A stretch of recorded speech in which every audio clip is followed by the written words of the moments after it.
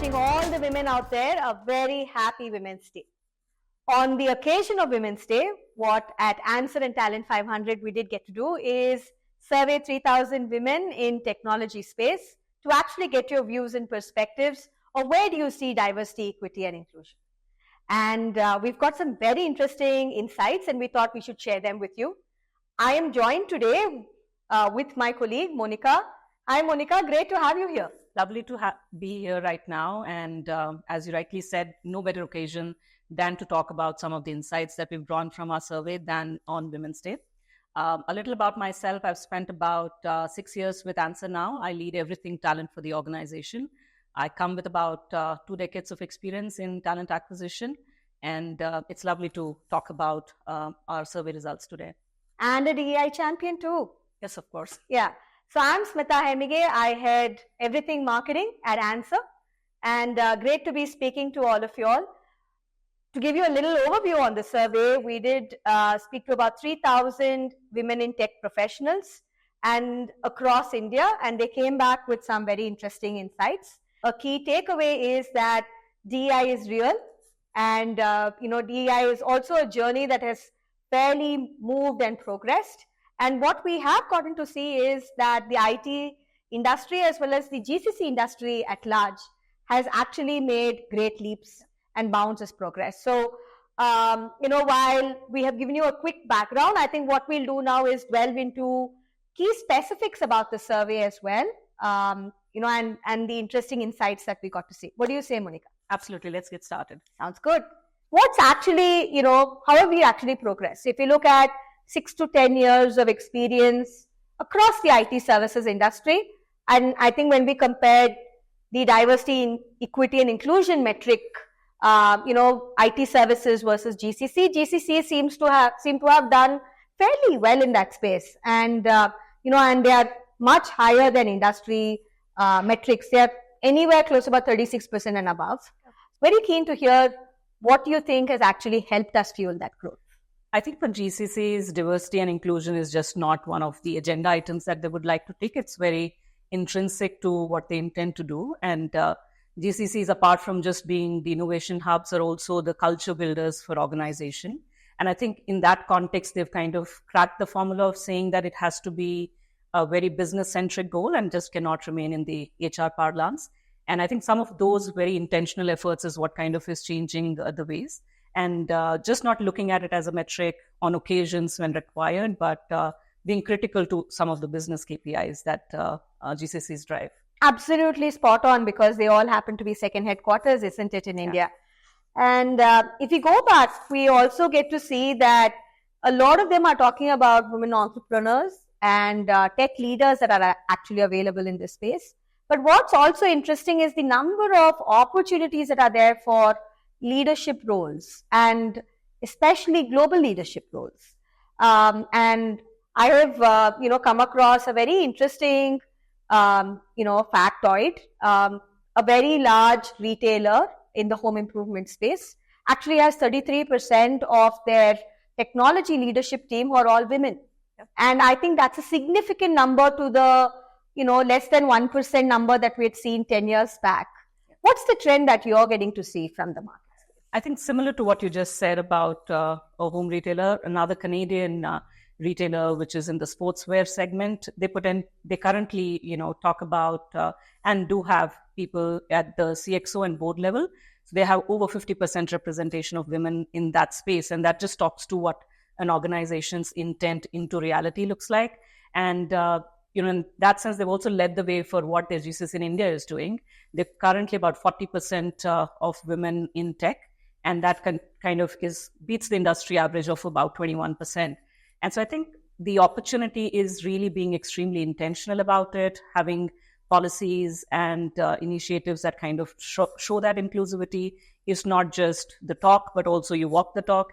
And some of those things kind of then encourage what you're able to build and be able to exhibit that some of the aspects that are being stated are also kind of coming up to life. What has been predominantly with the number of GCCs and companies that you have worked with, where companies look at this as a metric and where companies look at this as a KPI? How do you see the two of them faring? And what do you think actually makes a lot more business sense, which helps in furthering the DEI agenda? I think it's a mix of many things, especially focusing on tech industry in India. What makes up the people ecosystem in organizations is quite reflective of what exists in the society in a certain sense. So there are, of course, long-seated biases that exist, and much of that is what comes into the workforce as well. And when an organization is being intentional, making it a business element, which drives operation success as diversity, equity, and inclusion, versus some of the, it just being the agenda item to kind of, let's say, we have good diversity matrix within us. The difference potentially tends to be in elements that you spoke about. Some of those biases are not easy to eliminate because they come from the reflection of what the society is and what's been the practices in the past. So the efforts towards kind of debottlenecking that and making changes will have to be multifold to be able to compete against some of those biases that exist. Many of the organizations that are kind of making it a business metric kind of drive this as a holistic initiative. So that basically would mean you not only have job descriptions which take care of the fact that they are gender neutral, but also the fact that the interview panels are reflective of that messaging that you're giving potential candidates of being an inclusive organization. So there needs to be more women representation in the panels that are interviewing. There needs to be a conscious effort to eliminate biases during the interview process, especially which are, erstwhile gender stereotypes that exist. And at the same time, with regards to what some of this mixed, well-balanced equilibrium in gender diversity that comes to in the workforce, how it influences back the business outcomes, it has to be tied to the complete story, which then kind of encourages leaders and their teams to kind of, do this as the front and center goal and not just as one of the many initiatives. I do know that this was a beverage major, and they were very intentional about diversity, equity, and inclusion, while not lowering the bar on the number of, the women that they wanted to hire. They were also very intentional about certain roles and certain grades to be actually hired by women, so that they could be very intentional about, how they could create a very homogeneous organization. And that has really helped them in creating larger business impact because of the diverse nature of, thought process that they were able to inculcate. Now, taking a little, further around the biases that you did speak about, and want to understand from a talent acquisition, sourcing, hiring cycle, how do you think we can actually take away bias from? I think the opportunities are, as we were talking about, I think there will be the human element that will still continue to be in hiring practices for at least the near future. And so while we attend to that by, making it a business-centric goal, but on the technology front, I think we have many opportunities in the hiring process right now. Many of the technical assessment or technical interviewing opportunities that are there, they can eliminate the gender bias that comes in when, a human interface is applicable and what we're doing in that segment. And I think that's especially in the tech space because there tends to be a bias not just from women or diversity in general, but also there can be towards their technical capabilities. There can be a degree of bias, and that gets eliminated when it is actually AI-driven or a system-driven solution that's being taken care as far as technical capability assessments are concerned. I'd like to shift gears and actually talk about how can you break the glass ceiling. And I think that's a very interesting and important topic today to discuss. Yeah. Because while we go back and hire women into the system, and we've got this great focus around diversity, equity, and inclusion, what does it really take for women to have a voice on the table? What does that mean from, professional training and leadership training that can actually help them? Mentorship availability within the organization, and very importantly, equity in pay. Most women don't even ask for what they are really due worth, because they feel that they need to hold back for the inherent nature that they are. Yeah. So very keen to understand, with the number of organizations that you've worked with, over 125, 26 GCCs that you've helped hire and staff over many years, How have you seen this evolve? Especially when they are talking about, breaking that glass ceiling. I think our survey indicates to the fact also that a significant amount of women are extremely ambitious with regards to holding leadership positions. Good aspect is with regards to the existing representation that we are seeing with some of the leading Fortune 500 organizations, many of the Indian multinationals as well, having women in leadership positions, and them obviously leading the way aspirationally for the belief system to be able to get sustained. But I think some of the organizations also, in addition, what they could do pretty intentionally is about having mentorship programs, women community programs, which are designed to kind of encourage these conversations. What women tend to get a bit lost or do not get the right guidance towards pursuing a career that is long-term, just not here and now, but potentially working through their career journeys to be able to eventually hold those leadership positions, is the right guidance of making the right career moves, being in the right, forums potentially to be able to make their voice heard, build their both equity as well as visibility within the organization, showcase their work. And much of that needs encouragement. It needs similar stories. It needs to hear other people who've been there, done that, to kind of guide the way. And I think what's been done well, apart from many of the hiring practices, making policies and work frames which are women friendly, is also having community and mentorship programs which kind of help further enable the job guidance to the women workforce who aspire to eventually grow into leadership roles. I mean, I remember, where I worked earlier, very interesting point to note was we had the stand-ups. So in a stand-up, the ritual is that everybody around the table or the, gathering actually speaks. So even if you are in a team that's predominantly male, you do get a voice. Yeah. And you do get a voice to actually share, your opinion. And more often than not, with now organizations actually adopting various forms of agile, I think these are great ways to actually also see how they can become a lot more inclusive. And I think they will become great, movements when we are thinking about creating, inclusive organizations for the future. So we did speak about how women have actually broken the glass ceiling. And I think a key metric or a key way that really helps them do that is for the organization to actually provide with the support that they need. I don't think just having, elements like flexible work arrangement or, family-friendly benefits are just the answer. I think there's a lot more to it, right? Yep. And Monica, what do you think are the other contributing key factors?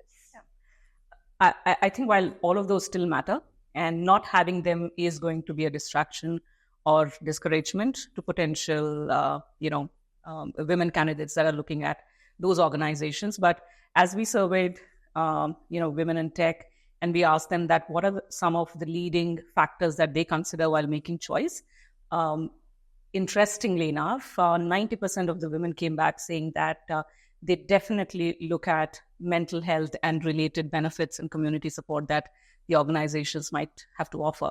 Now, while mental health in various pockets has been a point of conversation and there is significant awareness about it, but the fact that this singularly stood out as the most important one is an interesting point to note. And I know while organizations are doing this at more holistic levels, but the fact that, this is topping anything else that traditionally is believed to be influencing women's decision while considering benefits that organizations have or do not have is an interesting outcome.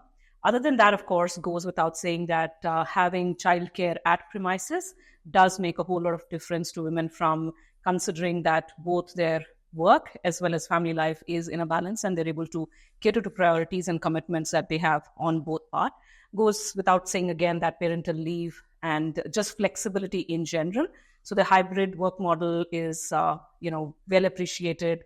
Prior to the pandemic, it was much lesser firms that were embracing it. But I think one positive post-pandemic has been the belief system that hybrid work could be as productive and as embracing with regards to collaboration and other elements. And those have been some positive moves.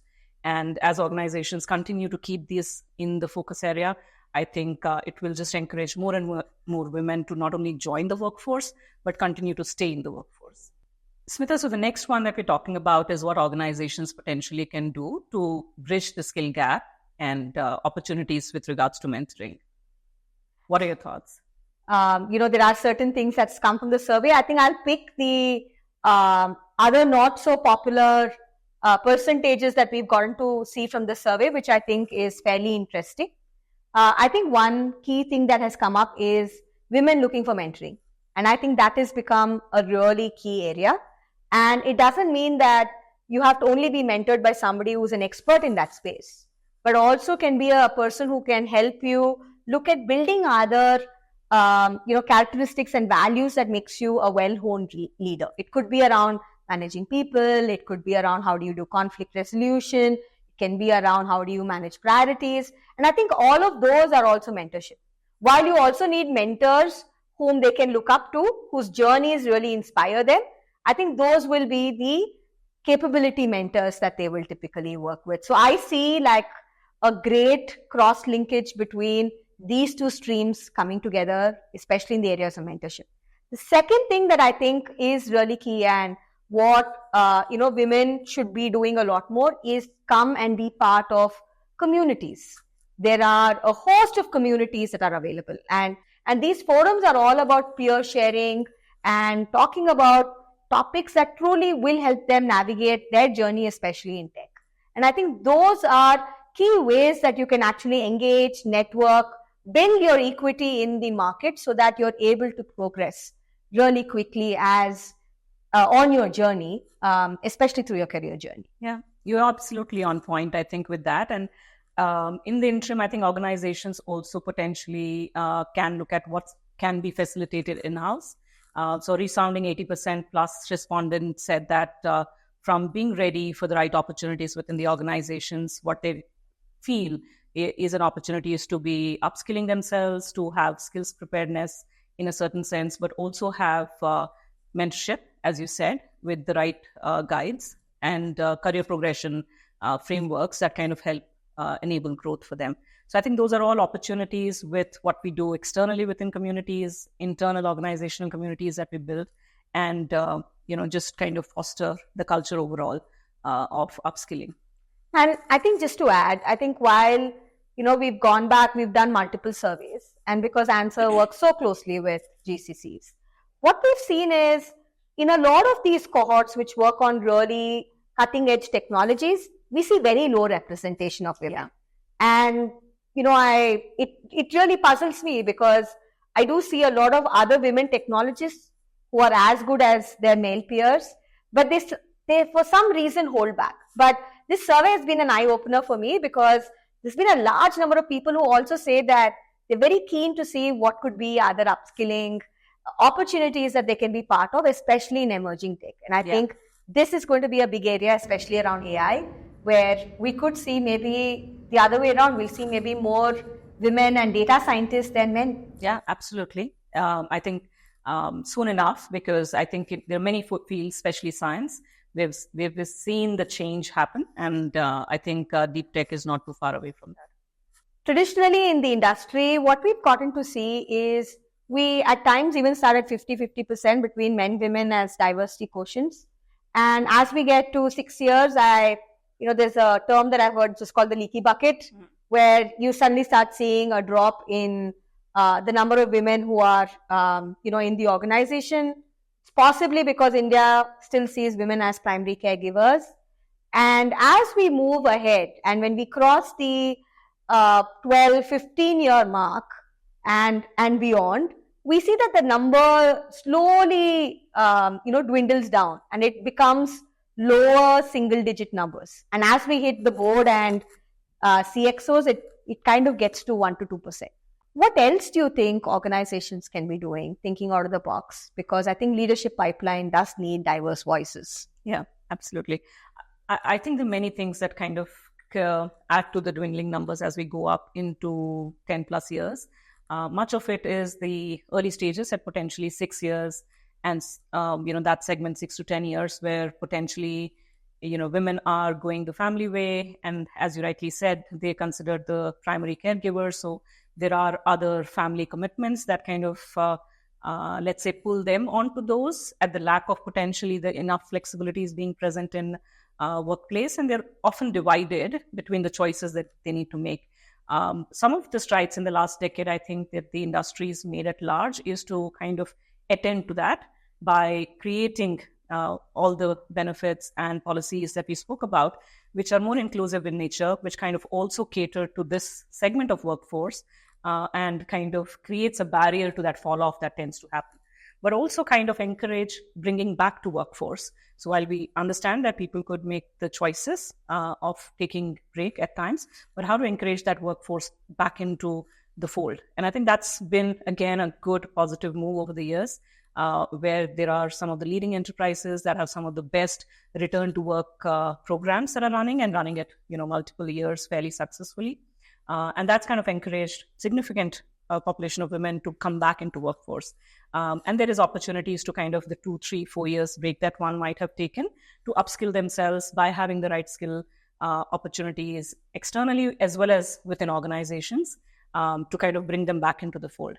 But also in addition, I think there is this perceived gap even for those that stay on in the workforce of what's the path to leadership in a certain sense. And while women are kind of working hard, they're working through challenges which are potentially larger than their men peers, which are men. I think this perception of the fact that where is all of this hard work going to be leading? Am I getting the right recognition? Are my efforts being acknowledged in the same fashion that it does for everybody else? Kind of further sometimes creates the mental barriers. And I think that's where the opportunities are with regards to the community groups that we spoke about within the workforce and the women leaders who are mentors, to be able to kind of, do a lot of show and tell, bring out and encourage people and show the path in many ways as what's potentially possible, but also a lot of investment back into potential women leaders that organizations can do with intentional efforts by having, women leader programs, for instance, which create leadership pipelining within the organization over a year, 2 year, 3 year kind of programs, giving them the right kind of exposure, the right kind of forums, which will, automatically then kind of bring a lot more of diverse voices in the leadership space. And then that kind of just builds the ecosystem, the right ecosystem for this to get enabled.